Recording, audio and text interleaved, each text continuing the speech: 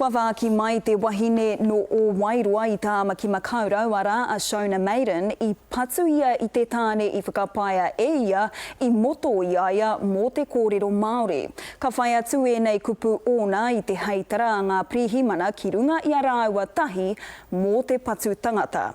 Nā ka moko whiti atu tātau I nai nei kia Peata Melbourne ko ia I kōrero kia Shona Maiden I tēnei rā.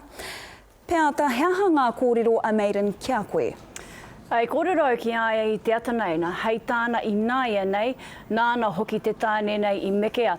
Engari, ka mau tonu ia ki tāna I ki ai, ara nā tōna whiu I te reo Māori I timata I tēnei raru, nā I mua I te heitara I whiua ki runga ki aia e nā pirihimana mo te patu tangata, ko tāna ki taku kanohi, I tōna kāina, I mua tonu I tōna pāpa, nā te tāne ke ia I mekea I waho atu I te pāpara kauta I o Wairua I te rā tuatahi o te tauhou.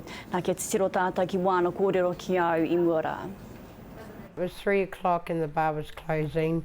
There were people leaving and I yelled out ka kite anō, and this male come up to me quite stocky-bald and said, "How dare I speak that language, you pālangi," and he said a few other rude words to me, "You fat, ugly, white," and stuff like that. I turned around and told him to get effed, and next minute I was knocked out. While I was knocked out, he was still laying into me. Peata I puta whānui tēnei pūrongo ki te motu, ka mutu I manawa nui te marea ki te wahinera, engari kua hura mai te tika, nāna tonu te tānera I meke I te tuatahi, kai te hanga pēhea ōna kare aroto ki tērā.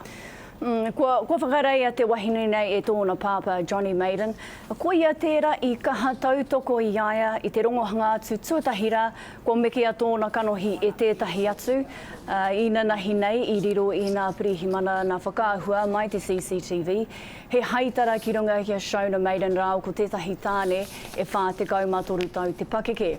Nā I te ata nei ko te kōrero a Shona ki au I pukuriri tōna pāpa ki aia mo te patu tangata. Nā reira, ko whakareia te wahine nei e ia. Nā reira, ka ahasia I nāia nei?